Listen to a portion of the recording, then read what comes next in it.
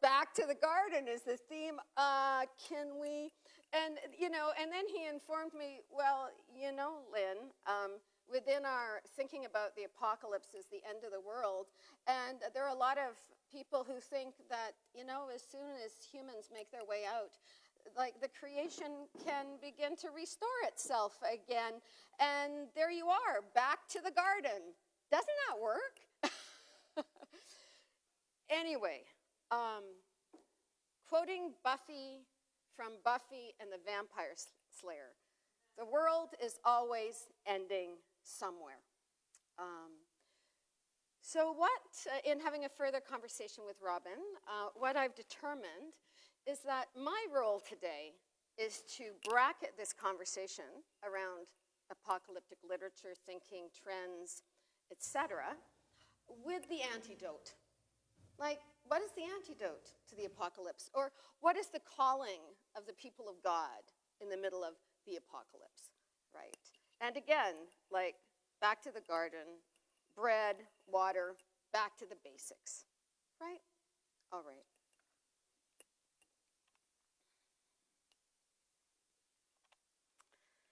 We gather this morning in a garden. And in this place is every place. The creation, our home, teeming with life, magnolias in bloom, the fragrance of moist earth announcing another season of fruitfulness. Cardinals flirting from the trees budding despite the chaos without and within. And with this, the invitation to rise again from all that chokes and enslaves.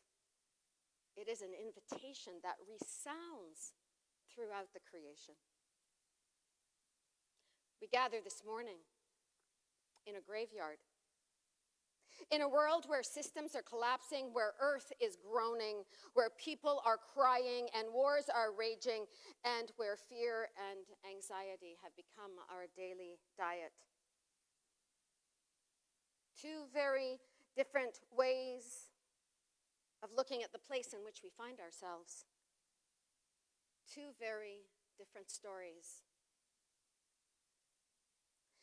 Is love finding a way to emerge within us and amongst us?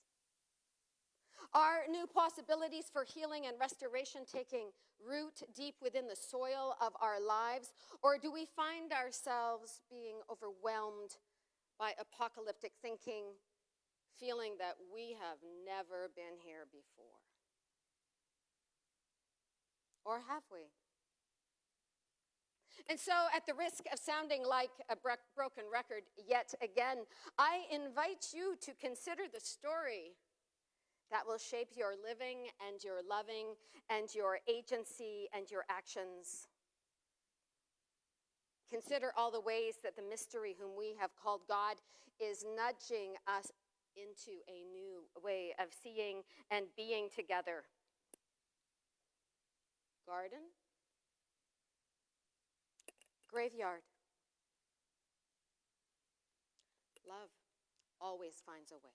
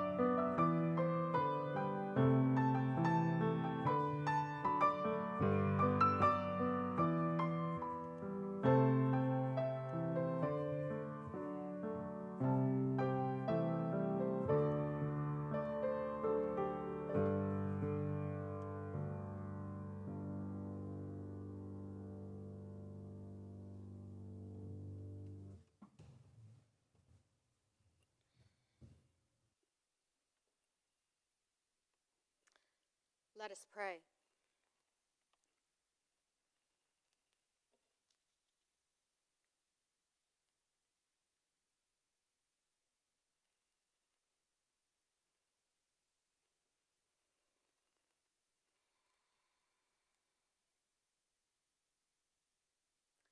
We gather in silence, seeking the wisdom that nestles between our words and our thoughts.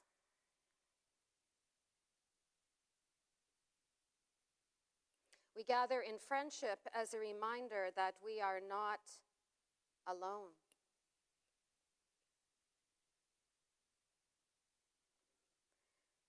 We gather in springtime,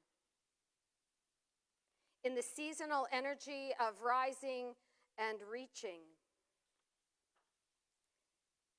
even as our roots seek deeper places of nourishment. We gather to acknowledge how dependent we are on this glorious garden, this blue dot that we call home.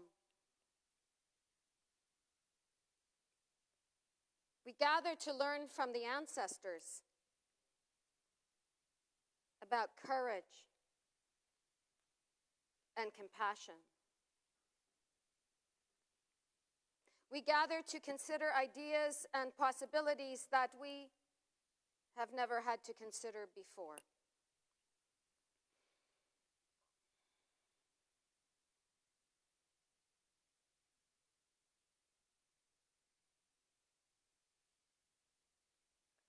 Turner of seasons, grant us the wisdom, the tenacity, the boldness to hear the invitation of this season, to be those called to plant possibilities for healing and hope.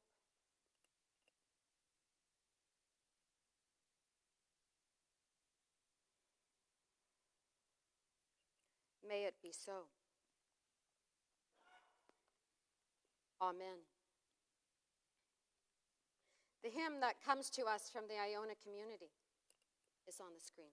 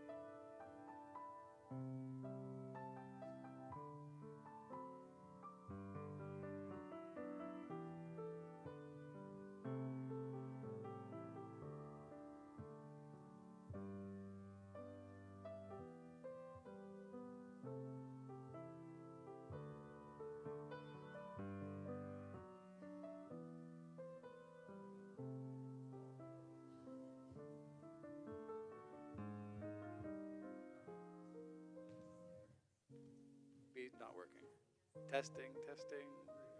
Yeah? Okay, good. Okay. Thanks, Tom.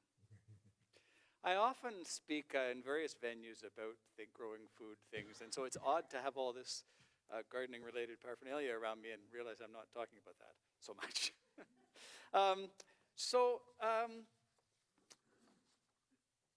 Lynn often speaks to us about various passages in the Bible or other scriptural sources, and and she pulls out elements that are often positive and uplifting and contemplative and encouraging compassion and all those kind of things.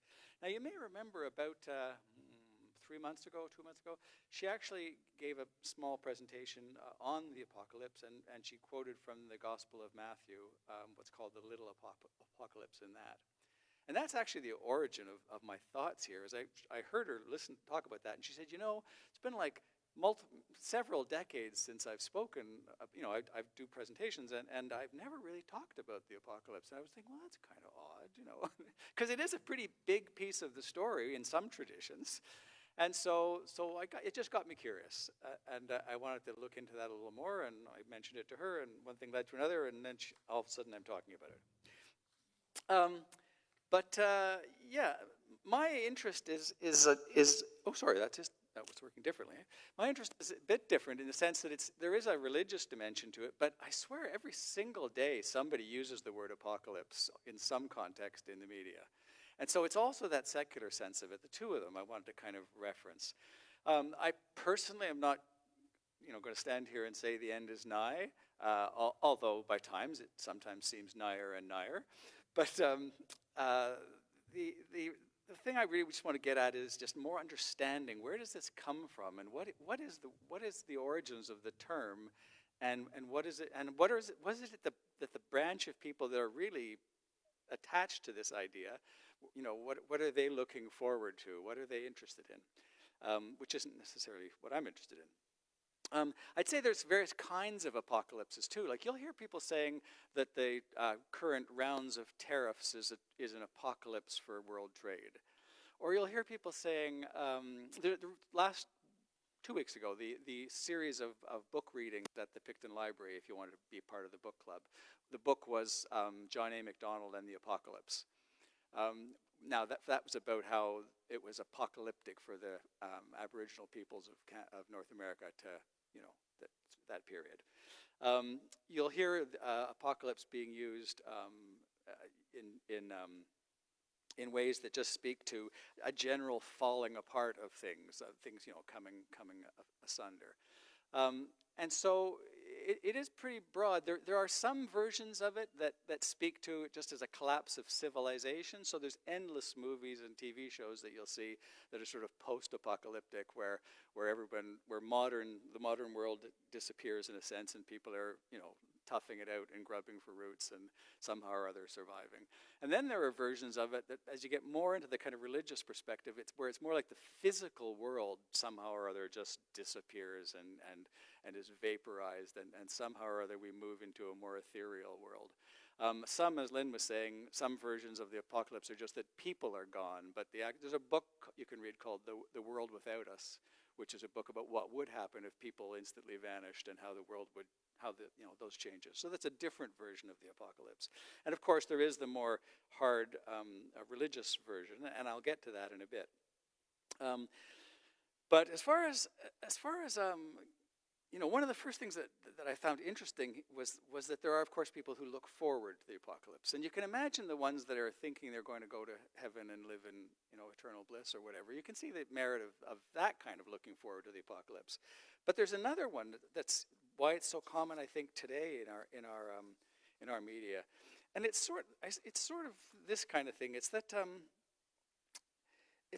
there are, particularly with a lot of young men, there's a situation where their sense is that the way the cards have been shuffled is they're kind of at the bottom of the deck. And let's shuffle it up again, because maybe I'll end up closer to the top. That sense, and it is more that sense of, whatever. Just I need, and so you do get that sense in our modern society, particularly young men looking forward to some fundamental change where men can be men again, and they can live, and they can exhibit their fundamental powers of strength and protection and what all those things that sometimes people feel emasculated about. I thought it was interesting. The current someone that Lynn often references is a person named David Brooks. He writes often for the Atlantic, that magazine, and in the current issue, the May issue of the Atlantic, he's talking about a number of things related to politics in the U.S. But I just thought this was a good paragraph that speaks to that sentiment. He says, "I understand the seductive power of a demagogue who tells you that the people who look down on you are evil. I understand the seductive power of being told that your civilization is on the verge of total collapse and that everything around you is degeneracy and ruin. This message gives you a kind of terrifying thrill. The stakes are apocalyptic. Your life has meaning and urgency. Everything is broken. Let's burn it all down." You get that's a sense of where the apocalyptic thought in our current world comes from, I think. Now, there's various causes of apocalypse. In a book I was reading, a book called Everything Must Go, and it looks at different kind of versions of apocalyptic thinking. And it looks at, it was just one piece of a survey that was done, I think apparently a fairly rigorous, serious scientific survey, where they asked a whole whack of people what they thought would be the cause, did they think there was upcoming apocalypse, and what would the cause of it likely be? And the number one candidate was disease. This was about 2 years ago, and so it's interesting. COVID is hovering in the background. So some kind of horrible disease would wipe out the world, and that would be the main agent of the apocalypse. Another one, which was slightly older, but used to be the dominant one, was some kind of screwing up of nuclear war, and somebody pushing the button and somebody else pushing it back, and we wipe ourselves out with nuclear war. That was the contender for number two. Number three was, again, probably a more recent origin, was something to do with climate change. That somehow or other the climate would get warmer, food production would drop, horrific thunderstorms and droughts and things like this would ravage the earth, and that would lead to an apocalypse of such. Again, apocalypse not always meaning total wipeout, but rather collapse of common civilization as we know it. Fourth on the list was actually Jesus and angels and all that kind of stuff. That religious sense of apocalypse was the fourth most popular thought of how it would arrive. Fifth, sixth, and seventh, I forget the order, was zombies. Zombies, robots, I forget the other one. It'll come to me. In any case, zombies, robots, and aliens. Oh, and on the alien front, I thought it was interesting. That kind of force of the Star Wars juxtaposition of the forces of evil and the forces of good in a cataclysmic final event. And so I thought that was relevant for today, because today is, of course, May the 4th be with you. So those are all different kinds of apocalypses, but in terms of capturing apocalypse, and not necessarily in the religious sense, but I think the best bridge between the secular sense of it and the religious sense of it is a poem by William Butler Yeats. And actually, just a month or so ago, I was just after church, we were walking around, and Dawn was quoting it to Lynn, a piece of that particular poem. So I really think it captures the mood of it, and there's some references in it that I'll explain later. It's called The Second Coming. Turning and turning in the widening gyre, the falcon cannot hear the falconer. Things fall apart, the center cannot hold. Mere anarchy is loosed upon the world. The blood-dim tide is loosed. And everywhere, the ceremony of innocence is drowned. The best lack all conviction, while the worst are filled with passionate intensity. Surely some revelation is at hand. Surely the second coming is at hand. The second coming. Hardly are those words out when a vast image out of spiritus mundi, which for him is the collective unconscious, troubles my sight. Somewhere in the sands of the desert, a shape with the lion body and the head of a man, a gaze blank and pitiless as the sun, is moving its slow thighs, while all about it reel shadows of the indignant desert birds. The darkness drops again.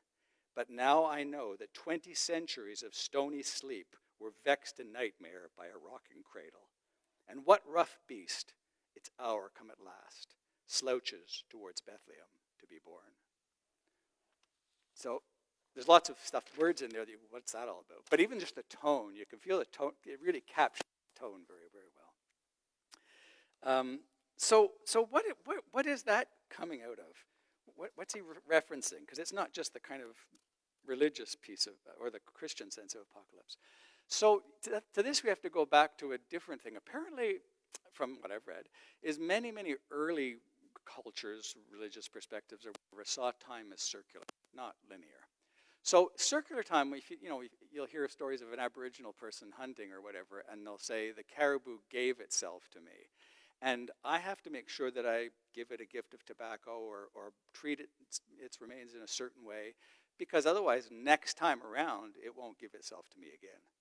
And that sense of just, that things are just on a big rotation, slow rotation of time. And of course, it kind of makes sense, because days do that, years do that, so why wouldn't you think all time does that?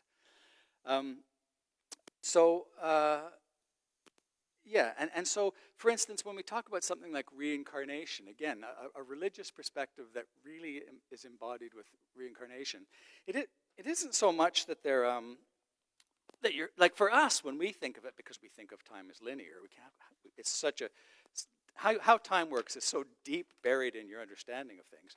So we would think of that as, well, you're in the past and you're going to be born into the future, and that's kind of, you're going to come back, and that's linear time. But a real reincarnation perspective would be, no, you're born at this point in the cycle, and eventually the cycle is going to come around, and you'll be born again. And, it's just part of the recurring cycle. So that's kind of different. So where does that actually come from? It comes from, or not the only place it comes from, but one of the earliest ways that it comes from is a religion called Zoroastrianism, Zoroaster being the sort of the Jesus Christ equivalent. And it was very strong in India and in Iraq and Iran. And they were one of the first peoples to come up with the thought that time is linear. And so that it goes from some beginning event, some garden often, through some kind of turbulent middle period to some kind of cataclysmic end. And of course, if you do think of time as linear, it does kind of make sense that if it's going to be a line, there has to be an end, because it can't go on forever, unless it's linear, circular, I should say.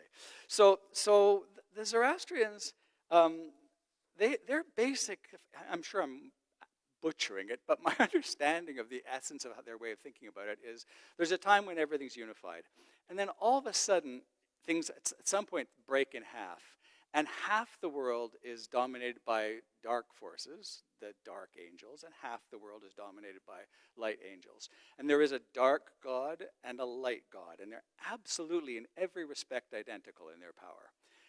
And the only thing in the world that's different in the physical world is people, because people have agency, have free will, and they can choose to align themselves with one or the other. And so, in the Zoroastrian sense, if you go through the right sort of religious practices and you purify yourself and you're a good person and such, eventually enough people are on the good side that there is eventually a kind of final showdown, and the good guys win, and life is good, and we're again sort of back to the garden. So it's just interesting that. Now why is that? It's not just an obscure religion for our perspective. There's still Zoroastrians today. But it's important because that was the dominant, or perhaps the dominant religion in Babylon when the Jews were in Babylon. So it seems likely, some people say, that idea, that concept of this interim period of turbulence and then this final cataclysm in one thing or another was sort of incorporated into Judaic views and therefore finds itself in our Bible.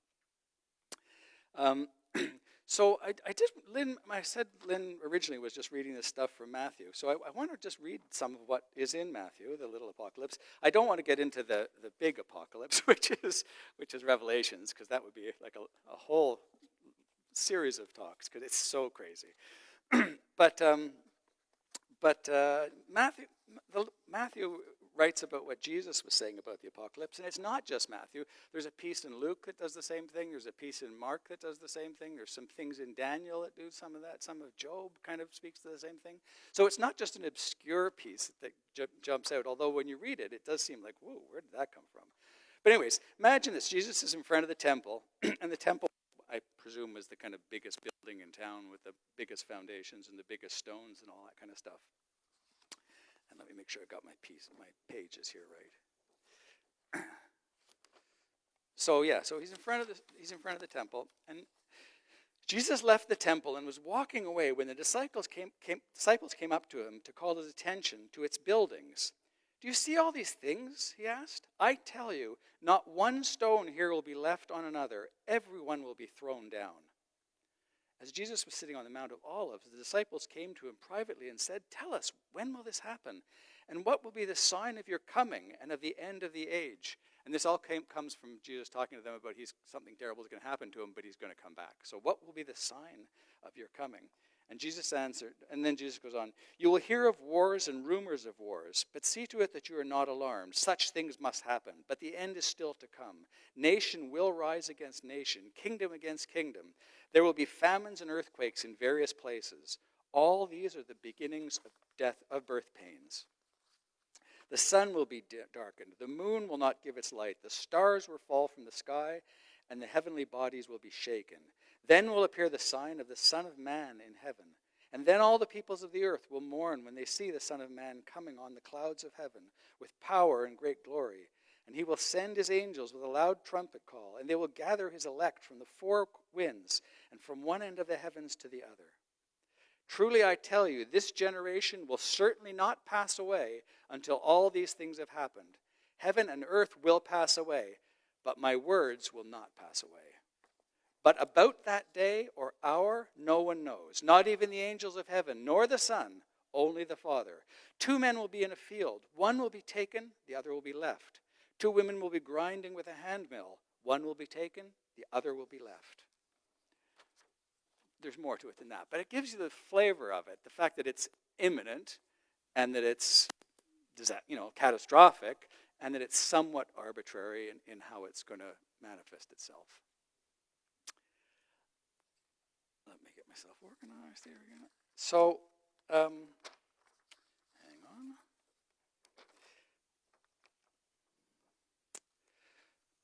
So an interesting, obviously that, when you hear that, first thing that strikes me reading is you go, well, how did they get away with selling that in the church later when it sounds like it was all supposed to happen within 100 years of Christ going? How do you manage to stretch it out to today? Well, there's various explanations that explain. One thing that references Peter, and I think another place, that says that, well, a day in heaven is equivalent to 1,000 days on earth. So it's not necessarily. But suffice it to say, so that's back to this other poem, the Yeats poem I was talking about, where it talks about 20 centuries of stony sleep. That whole sense of apocalypse being thousands of years maybe for the apocalypse to come. And that's not unlike the Zoroastrian thing of that there's a long, long period of the forces of good and the forces of evil battling equivalently for generations before it sorts itself out. It's consistent with that kind of thing.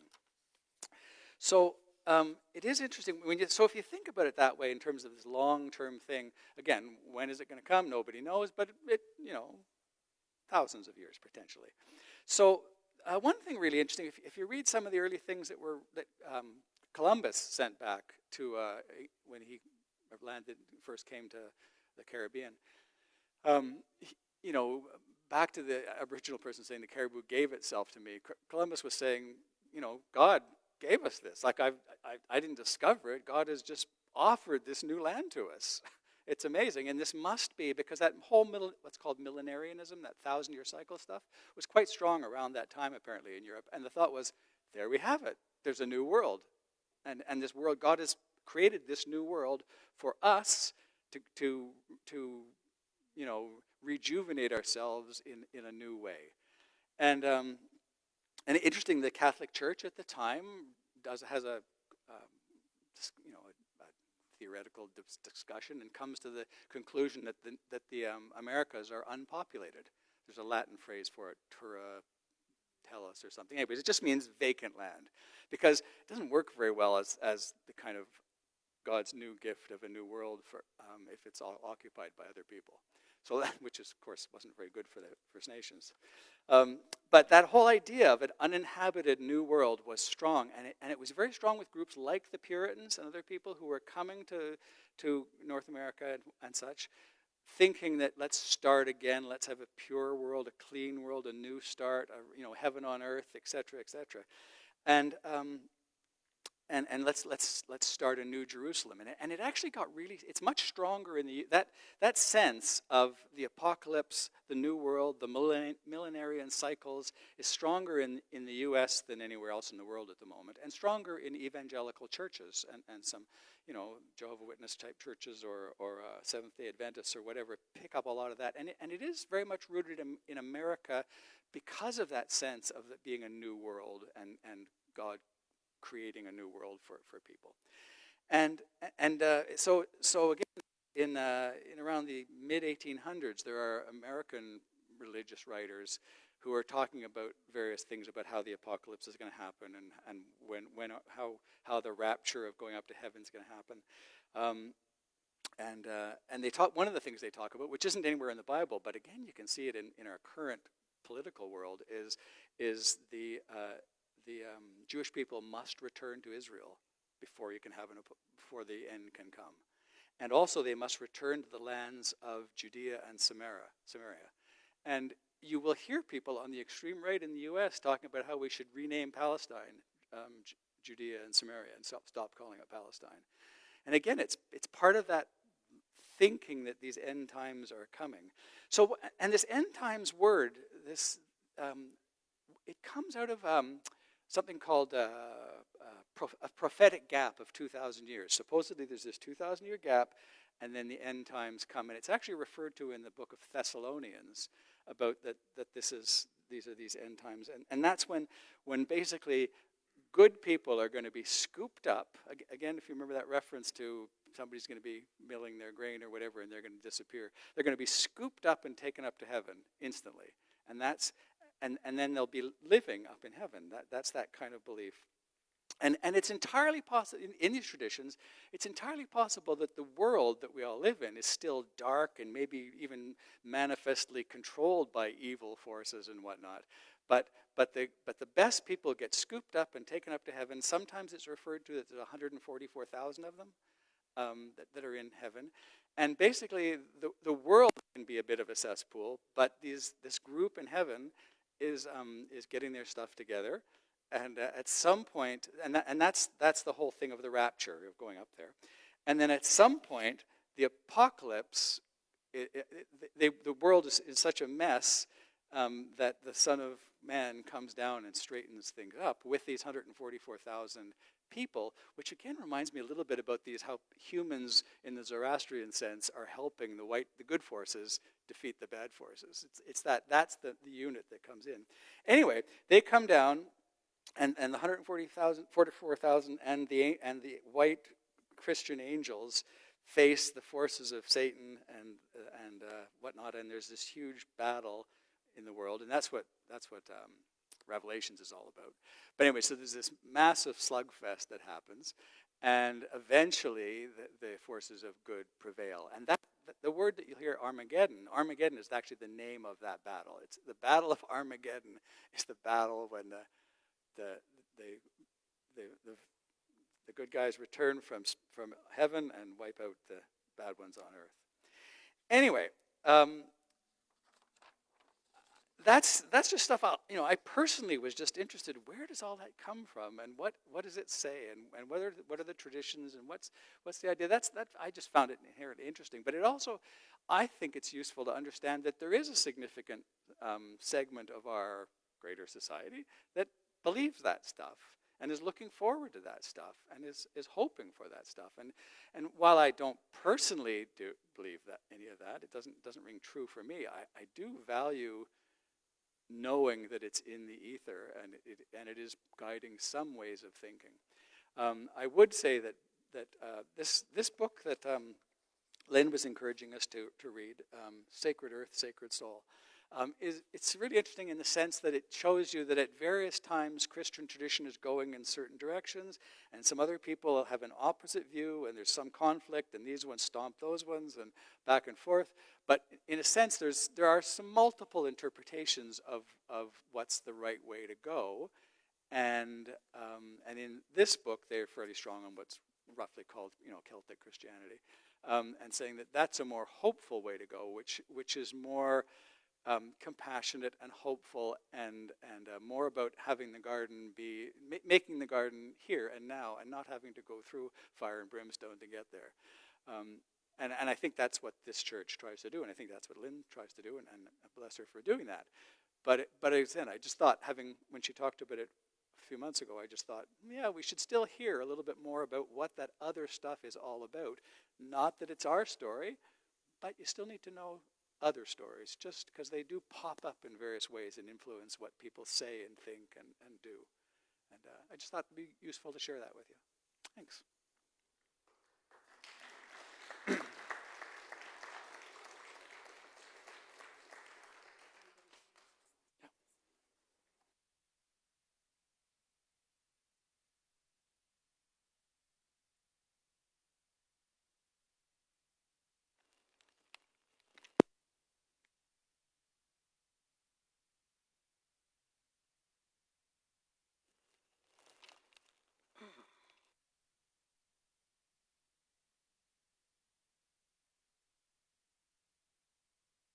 Thank you, Robin, for your curiosity and the discipline that it takes to do a deep dive into that subject. I'll add one more piece to that subject in light of that subject. I think it's timely as well. I guess I was driving home from the airport on Wednesday, and I don't know who I was listening to. Doesn't matter. But I know, it was the New York Times daily podcast on what are we going to talk about today that's going on in the world today. So they were talking about. They had different journalists, including Maggie Haberman from the New York Times, talking about Trump's first 100 days. And I'll tell you the part of it that I was most curious about, and that is those who are in the know and in the circle and listening and feeling what that circle at the White House is that there really is a sense that those who are supporting Donald Trump, particularly at that level, really do see him as almost a leader of the second coming. And so I just listened to this conversation, and then I listened to Robin, and I thought, there you have it. That there are certain themes of thought and trends within the U.S. from the Baptist Church in the Bayou to the White House that have some sense that Donald Trump is the best thing since sliced bread, because he is going to be the person who leads the battle against good and evil, and he is almost like Savior-like. I found it fascinating, so I won't attach any feelings to that at that point, but to observe this very traditional way of thinking about good and evil land itself in the White House, and a sense of that Donald Trump has this mystical air about him that look at what this man has survived. He survived all these court cases. He survived almost being shot. He must be the chosen of God. It's fascinating. It's important that we understand that. Anyway, so as I said earlier, my role here this morning is to provide the bookends. And again, the question, what story do we choose? And what to give our thinking to, our agency to, our community capabilities to. So before we go into this time of contemplation, I'll just a couple of thoughts coming out of Robin's talk. So Eddie Alyssum, who I've spoken about numerous times, was a young Jewish, very educated modern woman living in Amsterdam. She would have called herself a secular Jew, but when she went into hiding as a result of the Nazi occupation of the Netherlands, started a diary. And her diaries have now become quite public. And her thinking about the place in which she found herself was quite profound. So she did find herself in a very real kind of apocalypse. And she was not part of a community. She was in hiding. And so when she went to look at the alternative story that was going to support her soul in the middle of that version of the apocalypse, here are the kinds of things that she wrote. There was a really deep well inside of me, and in it dwells God. Sometimes I am there too, but more often stones and grit block the well, and God is buried beneath. Then he must be dug up again. So, some seasons are more challenging than others. And I think that in this season, we need to excavate the pieces within ourselves that will sustain, encourage, and empower us for the living of these days. And then I think we need to look beyond ourselves. We need to look among ourselves. And I think that is, the other invitation within this deep tradition.